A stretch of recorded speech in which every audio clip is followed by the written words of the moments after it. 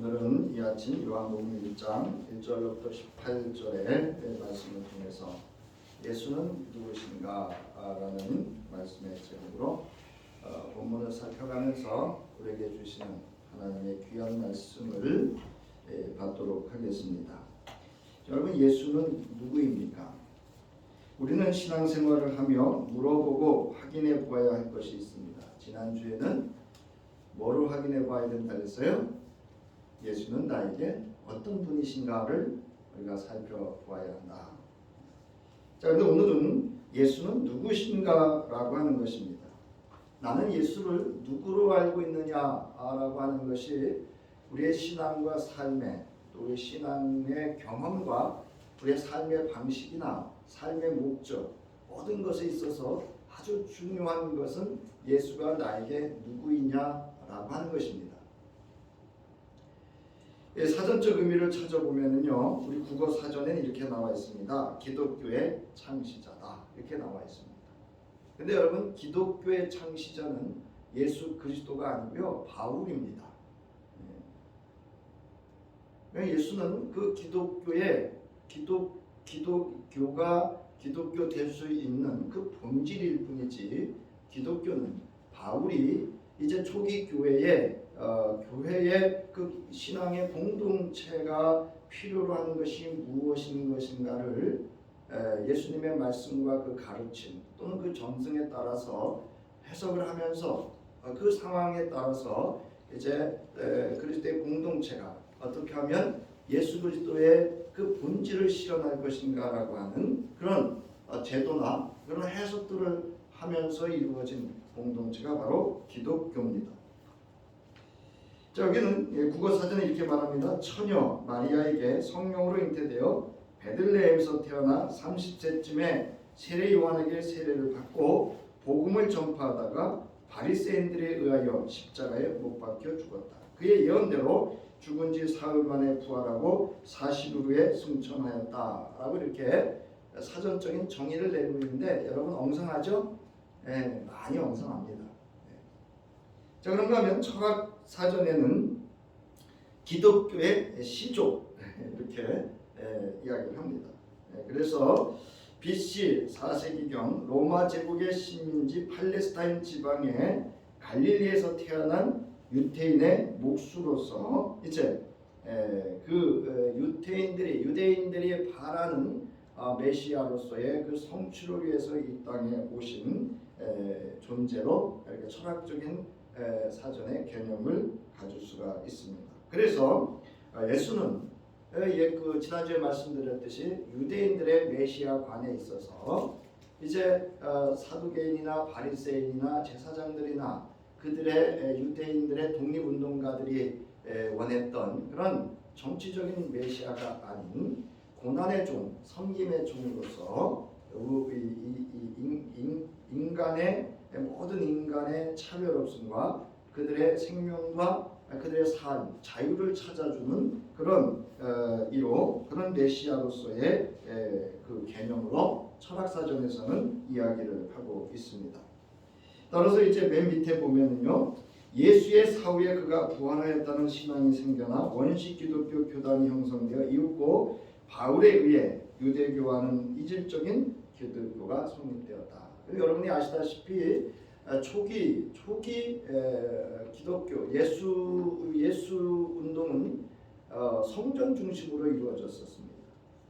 그러다가 그 이후에 오순절에 성령이 임하고 이제 성전 중심에서 차차 이렇게 유대교와 분리되어지는 그런 상황으로 전개가 그렇게 이루어집니다. 그래서 개중에는 이런 이야기를 합니다. 기독교도 옛날에는 이단이었어. 이렇게 하면서 오늘날 이단 사상을 이렇게 마치 합리화시키려고 하는 그런 그릇되이 이 개념을 그러니까 성경 잘 모르는 거죠.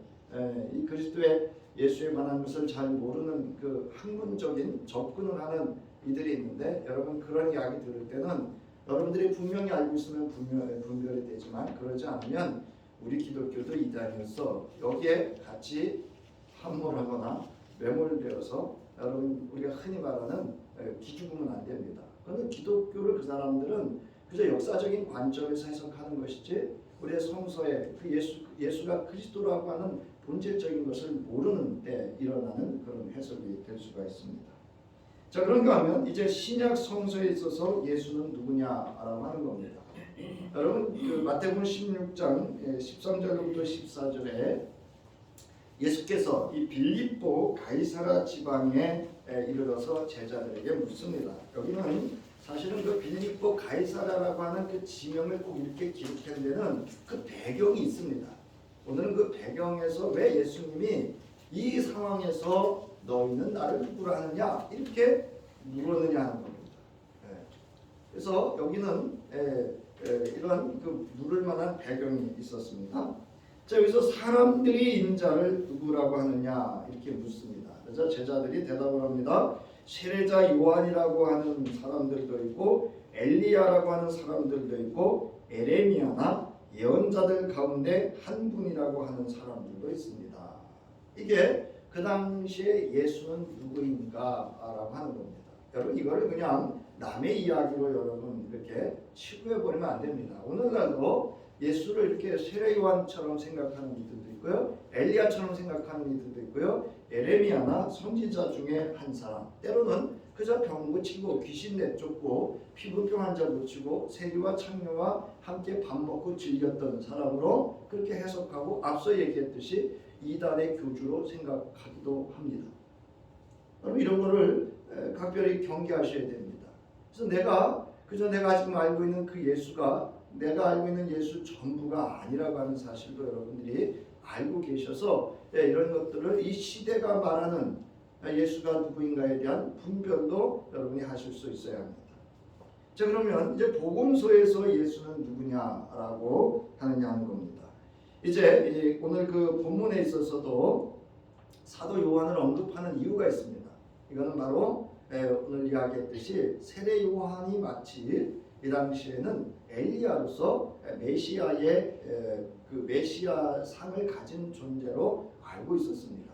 그러다가 이제 예수가 등장하면서 그 메시아관이 예수로 옮겨지는, 그래서 예수의 제자들이 또는 세례 요한이 이제 예수에게 제자들을 보내서 당신이 그입니까? 이렇게 묻기도 합니다. 이제 그런 것들은 그 시대에 메시아관에 혼란이 있었다라고 하는 것을 이제 이 독자들에게 분명하게 해주기 위해서 그런 복음서의 말씀의 증언들이 있었다라고 하는 것입니다. 이제 복음서에서 마태복음 1장 21절에 예수는 누구이냐 우리 함께 읽겠습니다. 시작. 마리아가 아들을 낳을 것이니 너는 그 이름을 예수라고 해라. 그가 자기 백성을 그들의 죄에서 구원하실 것이다. 그래서 여러분 우리는 그냥 예수 이렇게 번역을 해놨는데요. 헬라어는 여기 나와 있듯이 헬라어로는 예수스입니다. 예수스. 그리고 그 히브리어로는 예수슈아입니다. 그래서 예수슈아는 여러분이 잘 아는 그 여호수아가 바로 이 예수슈아입니다. 그래서 이 당시에 동명이인이 참 많았습니다. 이 이름이 오늘날로 말하면 좋은 이름이에요. 성서적이고 아주 복된 이름으로서 어떤 이름의 뜻을 가지고 있는가 하면 여호와는 도움이시다, 또는 여호와는 구원이시다라고, 또는 여호와는 구원하신다라는 의미의 뜻을 가지고 있는 게 바로 이 예수, 오늘 우리 말로 예수로 번역되어져 있는 이름입니다. 그래서 여기 보면 마태복음 1장 21절에서 예수는 누구라고 증언을 하고 있죠? 그가 자기 백성을 그들의 죄에서 뭐할 자이시다? 구원하실 자이다. 이렇게 구원하실 것이다 라고 이제 마태복음 1장 21절에서는 증언을 하고 있습니다. 자, 그 다음에 여러분 2페이지 중간쯤 내려오시면 누가복음 1장 76절에 보면 이 아이여 네가 지극히 높으신 이에 뭐라고 소개를 하고 있죠? 예수를 선지자라 일컬음을 받고 주 앞에 앞서가서 그 길을 준비하여 이렇게 얘기를 합니다. 여기 그냥 선지자가 아니고요, 지극히 높으신 이의 선지자다. 그럼 여러분 선지자라는 이름이 뭡니까? 뜻이 선지자는 히브리어로 나비라는 단어를 쓰는데요, 대변인 또는 예언자 이런 뜻을 가지고 있습니다. 그래서 사실은 말하는 자다 이런 뜻입니다. 근데 이 그 선지자라고 하는 그 헬라어로는 프로페테스, 히브리어로는 나비라는 단어를 쓰는데 이 하나님으로부터 계시를 받아 하나님의 뜻과 섭리를 전하는 대언자를 말합니다. 점치는 자 아닙니다. 예? 이렇게 앉아서 눈 감고 있다가 이렇게 점치는 자가 아니에요. 예. 그래서 그 방법은 여러분이 이제 구약 성서에 많이 등장하는데 꿈이나 환상을 통해서 하나님의 계시를 전달받았고 구약의 선지자들은 하나님의 뜻을 해석하는 자가 아니라 하나님이 그들에게 준 실제적인 말씀을 그냥 선포하는 자들이었습니다. 오늘 설교자들도 마찬가지입니다. 우리가 성경을 해석하는 게 아닙니다. 사실은 제가 여러분에게 이렇게 많은 자료를 제공하고 이렇게 말씀을 드리는 것은 그 말씀의 본뜻이 무엇인지를 이렇게 전하기 위한 것이지 제 임의로 말씀을 해석하고 있는 것이 아니다라고 하는 것도 여러분들이 전제를 하고 계셔야 됩니다. 자, 그들의 직무에는 예언과 선견의 두 단면이 있습니다. 하나님으로부터 영감을 받고 백성에게 예언하는 것과 이상이나 신탁을 통해 하나님의 뜻을 전하는 선견자의 역할로 나누었습니다. 그러니까 꿈과 이상을 가지고 하나님께서 장차지 꿈과 환상은 뭐죠? 그림의 이미지죠. 그 그림을 통해서 하나님이 부여준 이미지나 또는 그림을 통해서 오늘날 말하면 영상을 통해서 하나님이 장차 이런 일들을 이루어 가실 거라고 하는 그런 예언자적인 것을 미리 보여주는가 하면 하나님의 말씀을 그대로 받아서 그대로 전하는 걸 선견자라고 합니다. 그 두 가지 역할을 그래서 우리가 흔히 예언과 그다음에 말씀을 대언하는 그런 선견의 역할을 하는 것이 선지자다라고 하는 겁니다. 자, 그런가 하면 그 다음 페이지에 보면 누가복음 2장 11절에 보면 이렇게 말합니다. 오늘 다윗의 동네에 너희를 위하여 여러분 다윗의 동네가 어디죠? 베들레헴이죠. 이건 여러분 왜 굳이 예루살렘이 아니고 베들레헴 즉 다윗의 동네라고 표현하는 것은 이 구약 성서에 기록되어진 메시아의 성취를 의미하는 그런 장소, 상징적인 장소로서의 의미를 말합니다. 그래서 구약 성서에 다윗 왕을 통해서 예언되어진 그런 메시아가 이 땅에 온다라고 하는 것을 입증하는 표현입니다. 너희를 위하여, 여기 너희는 이스라엘 백성들입니다. 나아가서는 독자들이 여기에 해당합니다. 구주가 나셨으니 곧 그리스도 주시니라 라고 증언을 합니다. 여러분 여기 보면 구주, 구원의 주 이런 뜻이거든요. 이건 그냥 한마디로 요약하면 따라하시기 바랍니다. 여호와, 주라는 뜻이에요. 그러니까 하나님의 뜻을 온전히 실행할 수 있는 구원의 주권을 가진 이다 이런 뜻입니다. 그래서 여기 구주라는 단어는 여러분에게 제가 자료를 사실은 빠뜨렸어요. 제가 자료를 넣어드렸어야 되는데 소테르라는 단어를 씁니다. 소테르라는 단어를 쓰는데요. 이 구주라는 뜻은 뭐냐면 따라하시기 바랍니다. 구원과 보존. 여러분 이렇게 구원해놓고 그냥 이거에 물에 빠진 자를 홀라당 물에서 던져서 강가에 세워두는 게 아니고 그 물에 빠진 자를 구원해서 뭐를 해요? 옷을 갈아입히죠. 우리는 무슨 옷을 입죠? 그리스도의 옷으로 옷 입죠. 맞죠? 그 다음에 그를 어떻게 해요? 그가 살아갈 수 있도록 그를 이끌어서 인도해주고 어디에 이르기까지 주님이 장차 오시는 그날까지 우리에게 거룩하고 흠없이 그 보존되어지는 모든 것들을 구원이라는 단어로 이렇게 표현을 하고 있습니다. 그래서 여기 구주라는 단어는 구원자이면서 보존자라고 하는, 우리는 그냥 구출 이렇게만 생각하고 있는데 구주라는 단어는 뭐라고요? 구원과 보존이라는 단어를 함축해서 표현하고 있는 단어라고 하는 것입니다. 그래서 이제 우리를 이 죄와 허물로 죄악된 세상으로부터 우리를 구원해 주셔서 다시금 그리로 가지 않도록 우리를 보존해 주시는 역할을 하는 것이 구주다라고 하는 겁니다. 자, 여러분 오늘 우리가 이제 본문을 쭉 읽었습니다. 여러분 오늘 이 본문을 읽으면서 요한복음의 저자는 예수를 누구라고 지금 소개를 증언을 하고 있는 거지? 그리고 나아가서 예수의 정체성에 대해서 무엇라고 지금 말하고 있는 거지? 이렇게 물어보셔야 돼요. 그래서 성서를 많이 읽는 것도 중요한데 많이 읽다 보면은 여러분 참 많이 들어본 표현인데요. 신념이라는 게 있어요. 신념. 그게 뭐냐면 자기가 알고 있는 것으로 예수를 해석해서 말씀을 해석해서 자기가 그거를 신념화시키는 거예요. 그걸 믿는다고요. 자기의 생각을. 자기가 알고 있는 것과 해석하는 것을 믿어요. 그러면 여러분 그거는 성서를 믿는 건가요? 자기를 믿는 건가요? 근데 우리는 자기가 알고 있는 거, 지금까지 믿어왔던 그 신념을 믿고 따르면서 하나님을 믿고 따르는 줄 압니다. 여러분 우리 신앙은 뭔지 아세요? 자기 부정이라고 하는 건 그 신념을 깨뜨리는 게 자기 부정입니다. 그래서 제가 이제 이 말씀을 이렇게 준비하면서 하나님 말씀을 하는 일에 힘써야 되겠다. 안 그러면 그 신념에 사로잡히면 신념에 사로잡힌 사람들이 하는 게 있습니다. 그게 뭐냐면 비판하고 헤아리고 판단하고 그 다음에 정죄합니다. 그리고 심판합니다. 그러니까 여러분 이 신념에 사로잡힌 사람들 이제 그걸 하는 사람들이 궁극적으로 뭔지 아세요? 부정하고 불평하고 원망하고 옳고 그름을 시비를 가립니다. 그러면서 누가 옳은 거예요? 그러면 자기가 옳은 거고요. 자기가 신이 되는 겁니다. 여기 여러분 거기에 속으시면 안 돼요.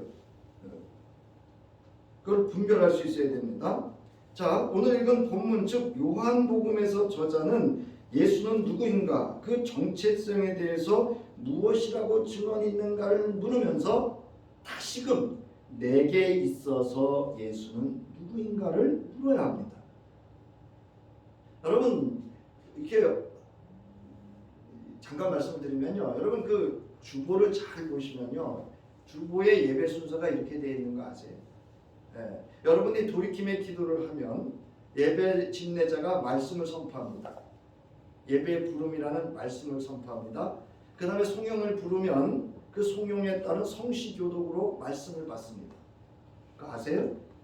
순서가 그렇게 되어 있어요. 사람이 행위하고 예배 행위를 하면 말씀으로 응답하고 사람이 행위를 하면 믿음으로 예배의 행위를 하면 말씀으로 응답합니다. 그게 예배의 구조입니다. 여러분 주보를 한번 잘 보세요.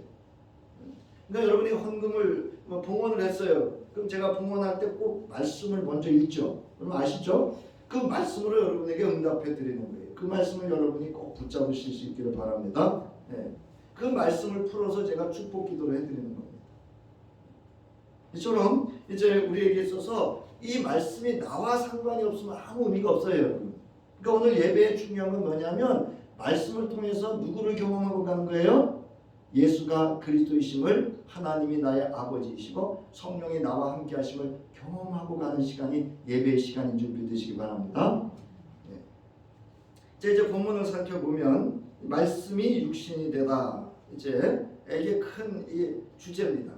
요한복음 1장 1절부터 14절에 있는 이 말씀의 주제이고 15절부터 18절은 다시 세례자 요한을 통해서 요한복음의 저자가 확언을 시켜드리는 그러한 구조로 되어져 있습니다.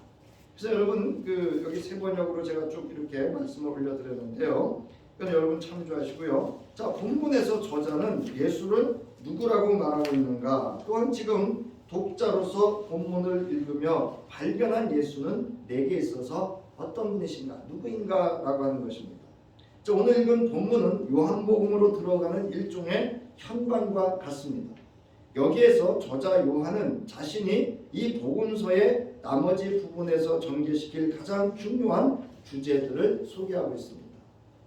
그러니까 여러분 제가 한번 수미상관이라는 표현을 쓴 적이 있어요. 그러니까 저자들이 중요한 얘기를 앞과 그러니까 1장과 마지막 장에다가 중요한 주제를 둡니다. 그리고 그 사이는 그거를 풀고 그렇게 설명을 하고 그 다음에 결론을 맺습니다. 그래서 1장이 마지막 장에 가서 반복되는 경우가 많거나 아니면 그 본문의 요한복음의 가장 중요한 주제를 맨 마지막 장에 가서 다시 설명을 하거나 또는 증거, 어떤 사건과 관계를 통해서 재차 증언을 하기도 합니다. 그래서 요한복음 1장에 요한복음 전체의 중요한 주제의 표현들이 담겨져 있습니다. 그 중에 가장 중요한 게 요한복음 1장 14절, 요한복음 1장 1절과 그 1장 1절의 말씀이 성취되어서 우리에게 거하신다는 얘기는요, 장막을 친다, 성전이 되어준다, 우리와 함께 사신다, 임마누엘이라는 표현을 사도 요한은, 요한복음의 저자는 이렇게 표현한 겁니다. 자, 요한복음은 세 공간복음서, 마태, 마가, 누가를 우리가 공간복음, 공간이라는 건 같이 본다 이런 뜻이에요. 같은 관점에서 예수를 본다 이런 뜻입니다. 복음서와 달리 예수의 족보나 탄생 이야기를 전혀 제시하지 않고 시작합니다. 오히려 요한은 창조 이전의 시간, 즉 영원한 과거로 거슬러 올라갑니다. 그러니까 공간복음서의 특징은 여러분 출애굽의 구조하고 비슷합니다. 그런데 이 요한복음의 구조는 창세기의 구조와 비슷합니다. 여러분이 이제 이런 걸 좀 알고 성서를 보시면 도움이 됩니다. 자, 여기 보면 1절에 이렇게 시작합니다. 태초에 이렇게 시작합니다. 그래서 이 태초라는 단어는 아르케라는 단어를 쓰는데요. 그 요한일서, 여러분 보면 그 5자라는 숫자가 보이실 거예요, 중간에. 요한일서에 보면 태초부터 있는 것 또는 태초부터 계시니라는 그런 단어가 표현이 나오는데요. 이건 무슨 얘기냐면 창세기 1장 1절에 뭐가 나오죠?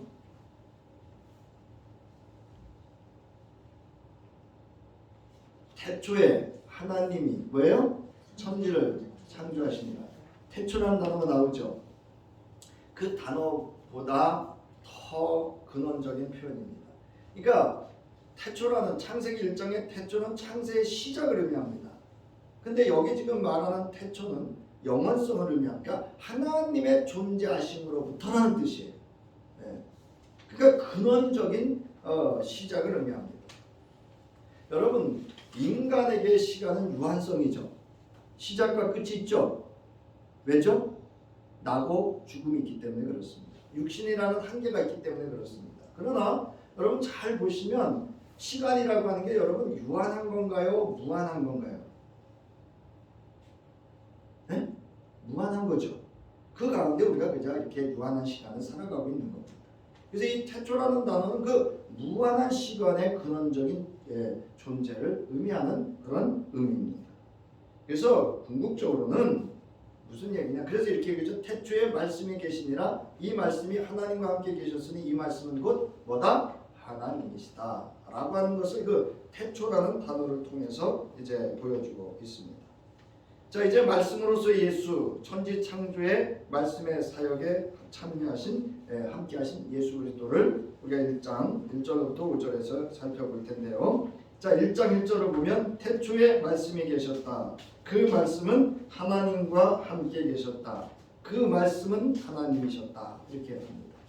그래서 지금 태초에 대해서는 앞서 설명을 드렸죠. 창세기 1장 1절에 그 태초보다 더 근원적이고 원초적인 그러한 하나님의 존재성과 함께 시작된 그 시간의 근원을 의미하고 있다라고 말씀을 드렸습니다. 그래서 이 이야기는 뭐냐면 예수 그리스도의 선제성을 의미합니다. 무슨 얘기냐면 우리는 예수가 동정녀 마리아를 통해서 이 땅에 오셨잖아요. 그게 시작이 아니라는 뜻입니다. 그러니까 이미 예수는 창세 전에 존재하셨다 그 뜻입니다. 그래서 바울이 이런 표현을 하죠. 나를 택하신 것은 언제? 창세 전에 이미 하나님이 나를 택하셨다 이런 고백을 하는 겁니다. 이거는요 엄청난 그 창조의 하나님의 존재와 예수 그리스도의 부활의 그 생명의 은혜를 깨달은 그 아주 영적 깊은 통찰력을 가진 바울의 고백이라고 할 수 있습니다. 앞서 그래서 우리 또한 여러분 창세 전에 이미 하나님의 계획과 그 역사 속에서 준비하심 속에서 이 땅에 부름받은 생명인 줄 믿으시기 바랍니다. 여러분 창세 전에 이미 하나님은 계획해 두셨다고요. 뭔 얘기 하시면 안 돼요. 자, 그 다음에 이제 말씀이라는 단어를 씁니다. 이 말씀이라는 단어는요, 이제 이 당시에 이 말씀이라는 로고스라고 하는 단어가 이 시대에 있었습니다. 그래서 이 시대의 단어를 여러 가지 의미로 사용을 했습니다. 근데 여기서 이제 이 말씀을 로고스라고 하는 이 단어를 기독론적인 의미로 사용한 사람이 바로 이 요한입니다. 그러므로 하나님께서 의사를 표현하시는 것 또는 하나님께서 말씀하신다는 개념을 전달합니다. 여러분, 우리 기독교는 무슨 종교예요? 말씀의 종교입니다. 여러분, 하나님의 말씀은 여러분 그냥 말씀이에요? 살아있는 말씀이에요? 왜 살아있는 말씀이죠? 말씀이 곧 누구이기 때문에? 하나님이시기 때문에. 그래서 이제 창세기 1장에서 언급된 의미심장한 용어인 이 말씀과 함께, 이 말씀이라는 단어와 함께 이제 빛이라는 단어, 어둠이라는 단어, 생명이라는 단어, 창조라는 단어가 이 창세기 1장에서 사용되어진 단어들입니다. 그러니까 예수가 이미 어디에 등장하고 계신 거예요? 창세기 1장 1장에 등장하고 계신 겁니다. 그래서 그 창조 사역을 함께 하셨다 이렇게 말씀하고 있죠. 3절 보세요. 만물이 그로 말미암아 지은 바 되었으니 지은 것이 하나도 그가 없이는 된 것이 없다 이렇게 말씀하고 있습니다. 자, 그런가 하면 요한복음 1장에 구약이 묘사하는 사건들을 암시하고 있습니다. 예를 들면 이스라엘 백성이 광야 생활을 한 것, 뭐죠? 장막을 친 거죠. 저희는 이 절기를 안 지키는데요. 유대인들에게 있어서 아주 중요한 절기가 있는데요. 추수감사절쯤 되면 장막절을 지킵니다. 그래서 이 사람들은 베란다나 아니면 야외에 텐트를 치고요. 정말 그 장막 생활을 했던 그 출애굽의 사건들을 회고합니다. 그 출애굽의 조상들이 참여했던 그 광야의 생활에 장막절에 장막을 치고 생활을 합니다. 그 다음에 여호와가 모세를 통해 이스라엘 백성에게 율법을 주신 겁니다. 오늘도 이제 율법 얘기가 17절 18절에 율법 이야기를 합니다. 지금 말씀이죠. 요한복음 저자는 자신의 기독론적인 기본 구조를 위해 이사야 55장 9절로부터 11절을 자기 방식대로 새롭게 표현하기도 합니다. 그래서 이런 그러니까 창세기와 그러니까 토라 그리고 선지서를 반영하고 있다라는 것을 알 수가 있습니다. 그래서 이 말씀은 하나님께서 뜻과 계획과 목적을 인간에게 알리시고 또 섭리와 경륜에 따라 세계를 인도하시면서 목적하신 바를 성취시키는 데 사용하신 특수한 수단을 말합니다. 그러니까 여기서 말씀은 그냥 소리가 아니에요. 여러분, 세상은요 말이 말 같지 않다. 우리 그러잖아요. 그게 말이 되냐? 말 같지 않지. 이게 뭐냐면 그냥 소리예요, 소리. 근데 여러분, 말이 말 되는 게 있어요. 정치인들이 하는 말은요 잘 들어보시면 그냥 소리예요, 소리. 근데 여러분, 말이 말 되려면 뭐가 같이 가야 되죠? 그 사람의 인격과 책임이 같이 가야 말이 말이 됩니다. 맞죠? 근데 우리는요 세상 소리에 그냥 이리 쓰리고 저리 쓰리고 남의 말이 남이 뭐라고 말할까봐 그냥 남이 말하면 휘쓸리고 이렇게 쓰리고 그래서 우리가 정치인들이 말하는 걸 분석을 못해요. 그래서 선동당하는 거예요. 정치인들의 언어는 대부분 선동언어입니다. 선동언어. 자, 그다음에 구약 시대에 있어서 하나님의 말씀은 율법과 예언으로서 믿음의 족장과 모세 및 선지자들을 통해 사람들에게 전달됐습니다. 여러분, 구약 시대 율법은 뭐죠? 이건 여러분 하나님의 백성이 어떻게 살아가야 될 것인가 하는 삶의 방식을 이야기하고 있는 겁니다. 그 다음에 여러분 예언은 뭐죠? 하나님의 뜻을 이루는 말씀들입니다. 그러니까 여러분 이거는 그냥 율법, 그러니까 여러분 그거는 막 이렇게 심판 이거 아닙니다. 그러니까 하나님의 백성이 어떻게 세상에서 살아갈 것인가를 알려주는 말씀이 바로 율법이고요. 그 다음에 이 예언이라고 하는 것은 하나님의 뜻을 드러내어서 그 뜻을 이루어가는 그런 말씀을 예언이다 이렇게 말합니다.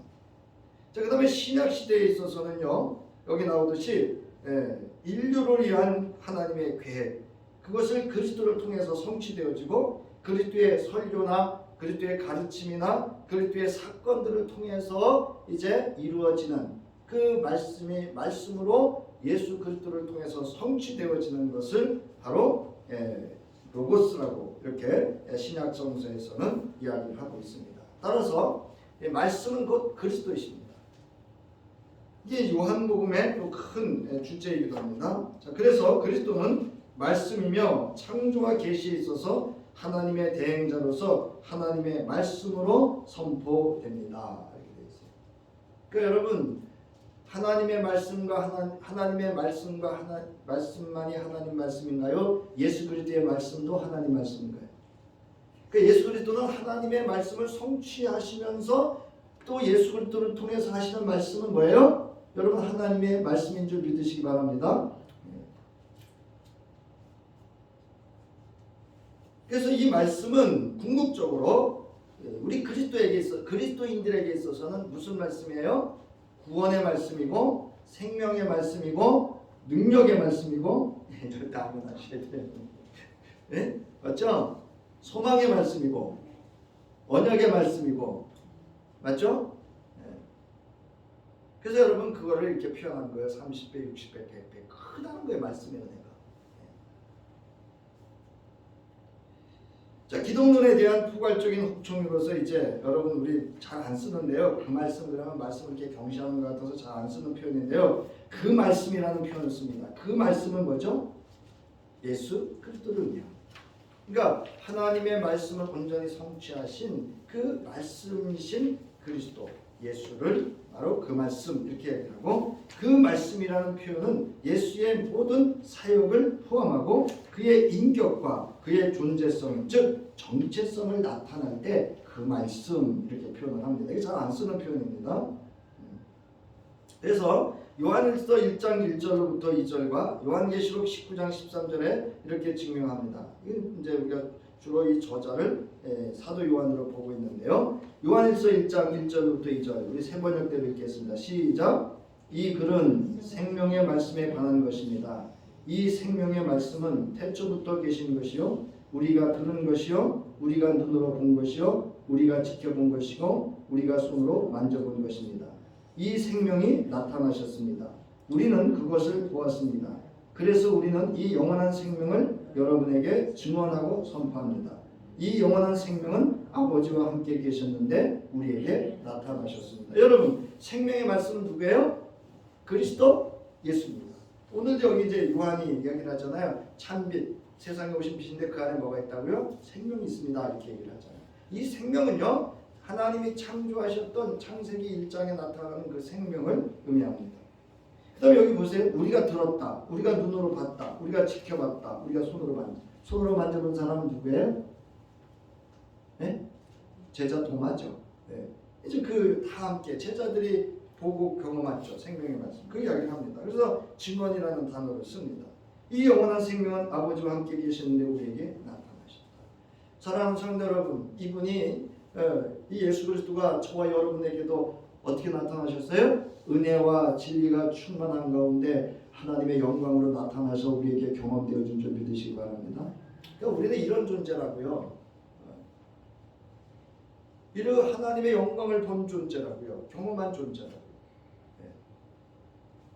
요한계시록 19장 13절 그는 피로 물든 옷을 입으셨고 그의 이름은 뭐라고요? 하나님의 말씀이라고 하였습니다. 이렇게 되어 있어요. 네.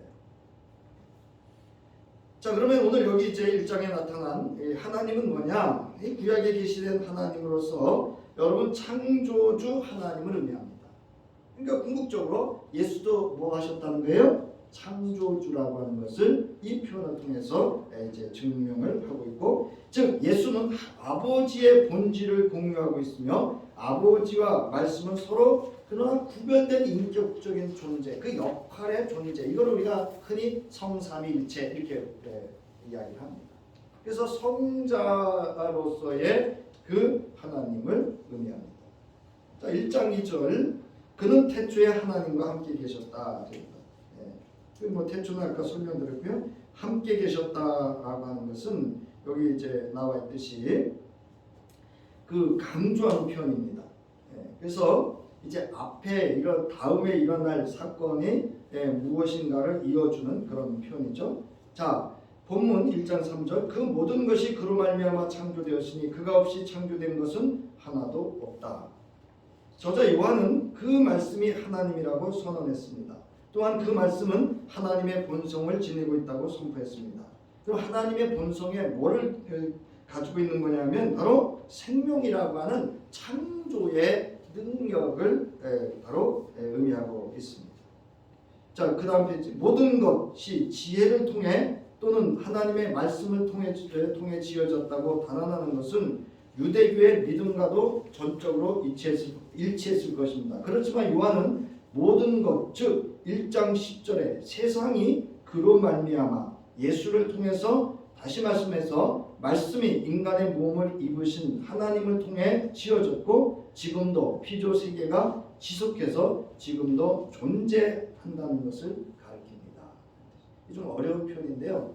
네.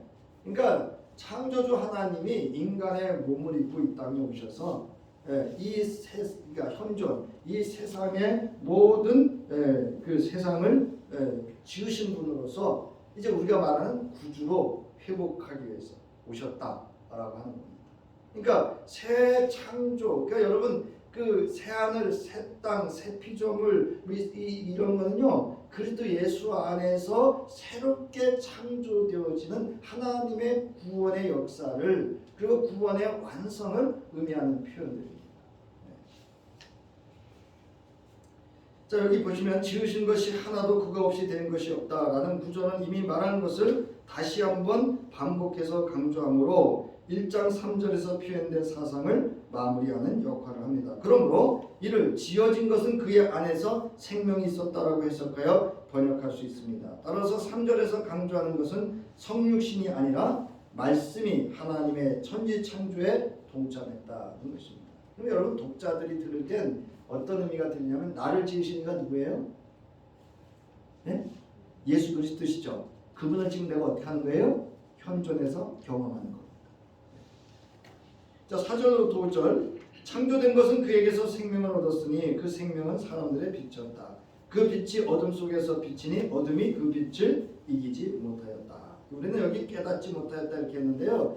여러분 이렇게 성경을 보시면 거기 깨닫지 못했다는 그 5절에 보면 이자가 써져 있습니다. 깨닫지 못하더라. 근데 그 이자를 따라서 쭉 내놓으시면 성경책 밑에 보면 이렇게 되어 있어요. 또는 이기지 못하더라 이렇게 되어 있습니다.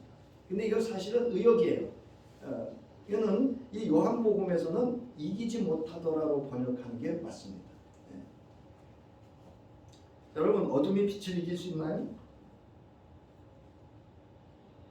자, 여기서 생명과 빛은 여기 이제 나오는데 보편적인 종교 용어들이었습니다. 하지만 생명과 빛에 대한 요한복음의 가르침은 구약에 깊숙이 뿌리내리고 있습니다. 이는 천지 창조와 관련해서 하나님의 첫 번째 창조 행위는 빛이 있게 한 것입니다. 창세기 1장 3절부터 5절에 보면 3절에 하나님이 말씀하시기를 빛이 생겨라 하시니 빛이 어떻게 했다고요? 생겼다고요. 그러니까 빛도 누가 창조하신 거예요? 네? 하나님이 창조하신 줄 믿으시기 바랍니다. 네. 자, 그 후에 하나님은 광명체들을 하늘에 창공에 두셔서 빛과 어둠이 나누게 하셨습니다. 그리고 빛은 생명이 존재하는 것을 가능하게 합니다. 여러분 빛 없이 생명이 존재할 수 있나요? 없나요? 네? 없습니다. 따라서 천지 창조와 관련된 다섯째 날과 여섯째 날에 하나님은 생물이 물속과 마른 땅 위에서 번성하게 하셨습니다. 하나님께서 인간을 지으신 것은 하나님의 창조행에서 그 절정을 이룹니다. 네. 이거를 강조하는 거예요. 그래서 창세기 1장 27절에 보면 하나님이 당신의 형상대로 사람을 창조하셨으니 곧 하나님의 형상대로 사람을 창조하셨다. 하나님이 그들을 남자와 여자로 뭐 하셨다? 참 몇 번 얘기하죠? 3번 얘기하죠. 창조했다. 이거는 완전성을 의미합니다. 네. 이제 요한은 이 생명이 그의 안에 즉 예수 안에 있었다고 말합니다. 예수는 신체적 및 영적인 생명의 근원입니다. 그러니까 여러분 저와 여러분의 생명의 우리의 육체의 존재와 우리의 영원성의 존재성 여러분 우리가 유한한 인간입니까? 영원한 인간입니까? 여러분 우리가 영원히 존재하는 거 믿으세요? 맞잖아요. 육신은 여기서 죽지만 우리는 죽은 후에 뭐가 있다고 믿습니까? 내세가 있다고 믿잖아요. 그죠? 영원성으로 존재하는 존재입니다. 그거의 생명의 근원입니다. 그래서 우리에게 예수가 있으면 어떻게 해요? 그리스도 예수가 있으면 그리스도 예수 안에서 우리는 영원한 하나님의 생명으로 어디로? 우리가 말하는 천국으로. 이 생명이 없는 자는 어디로? 지옥으로. 나가 예수는 초자연적인 빛의 근원입니다. 여기 여러분 이 눈에 보이는 그런 빛을 이야기하는, 왜냐하면 오직 영적이며 영원한 생명을 지닌 사람들만 빛 가운데 걸어가는 능력을 지니고 있기 때문입니다. 이게 영광이라는 단어예요. 이 빛을 우리가 다른 단어로 쓰면 영광이라는 단어로 쓰는 거예요. 그래서 이 영광의 빛을 보면 사람이 어떻게 되느냐? 사실은 죽게 되어 있습니다. 이 빛이 워낙 강하기 때문에. 이게 이제 그래서 모세도 손으로 덮고 가는 거예요. 이 영광의 빛을 보기 때문에. 그리고 여러분 모세가 시내산에서 내려왔을 때 얼굴에 하나님의 영광이 있었을 때 사람들이 봤어요? 못 봤어요? 그 얼굴을 못 봤습니다. 그래서 얼굴을 가리잖아요. 그런 그 영광의 빛을 이야기합니다.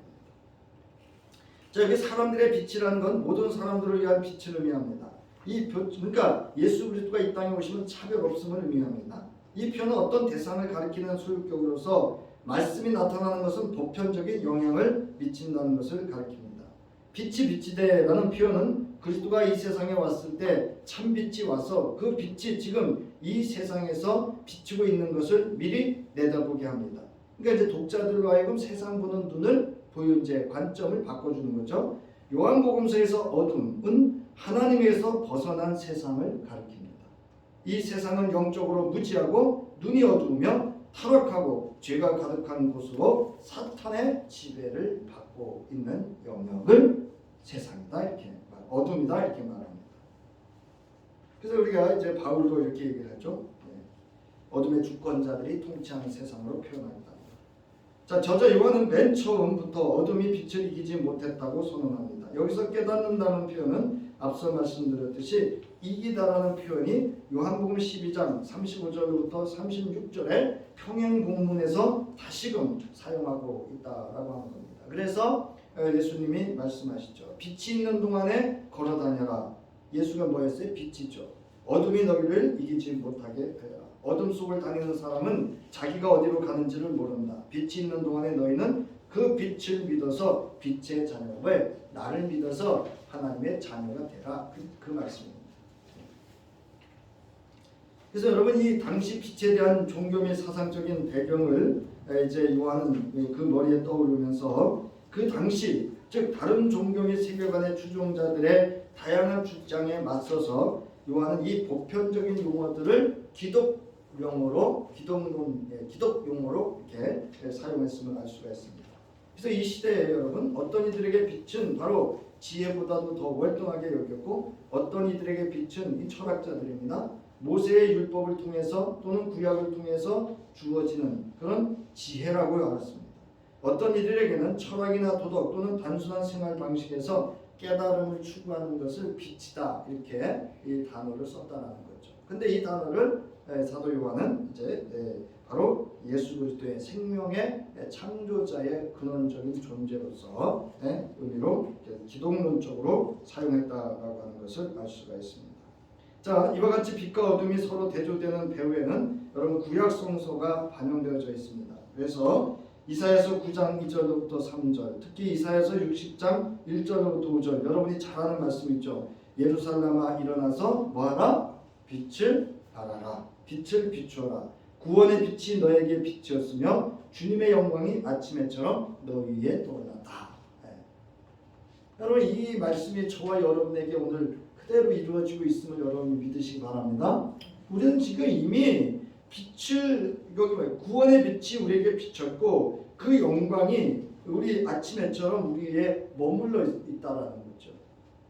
근데 자꾸 우리는 어디로 가요? 이 빛, 이 어둠, 이 빛을 이기지 못하는 어둠으로 자꾸 가려고 하죠. 이건 사탄의 주권적인 통치 속에서 우리가 미혹당하거나 유혹당한다라고 볼 수 있습니다.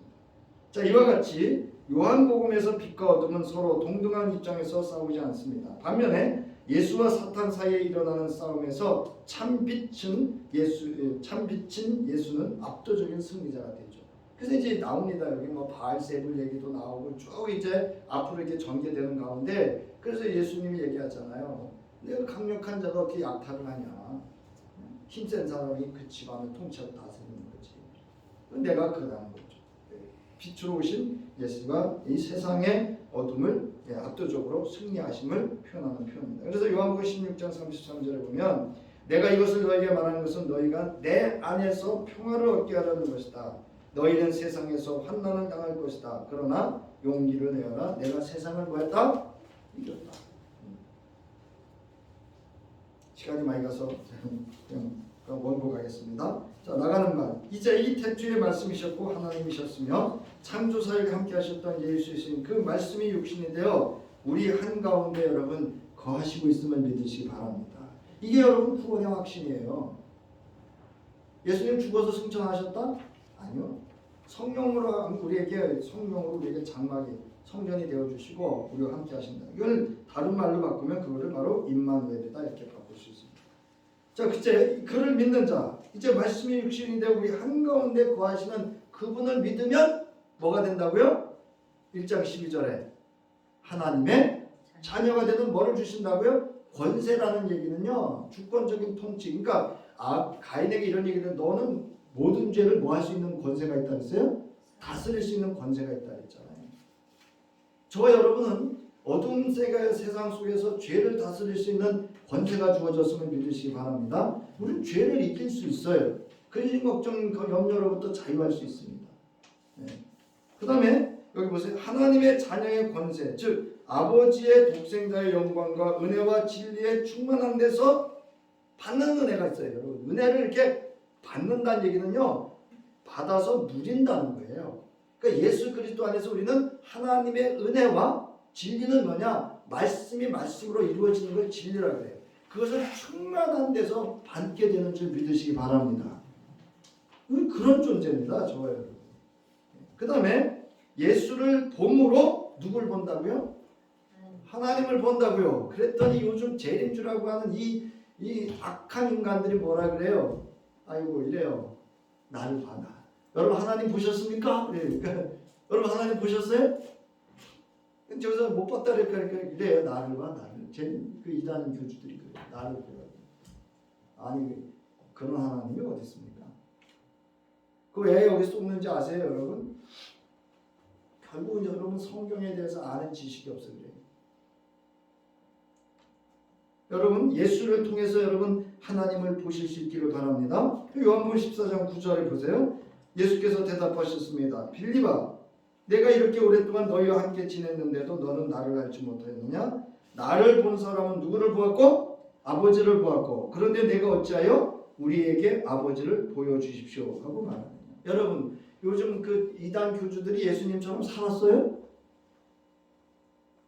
아니 대답을 해보세요. 살았어요 그렇게? 그렇게 살아요? 그렇게 안 살잖아요. 근데 왜 속아요? 몰라서 속아요. 여러분 이제 예수는 말씀이고 하나님이십니다. 창조 사역에 함께 하신 생명의 원천이십니다. 그러므로 오늘 우리는 예수 그리스도 안에서 새 좋은 피조물이 되었고 하나님의 자녀로 예수 안에서 그 말씀 안에서 모든 것을 이룰 수 있음을 믿으시기 바랍니다. 이게 믿음이에요, 여러분. 그래서 고린도후서 5장 17절 많이 잘 아는 말씀. 시작. 누구든지 그리스도 안에 있으면 그는 새로운 피조물입니다. 옛 것은 지나갔습니다. 보십시오. 우리 어째 두꺼봐 뭐라 그래요? 헌집 줄게. 뭐라고요? 새집 달라 그랬는데 우린 자꾸 어디로 가요? 헌집으로 가잖아요.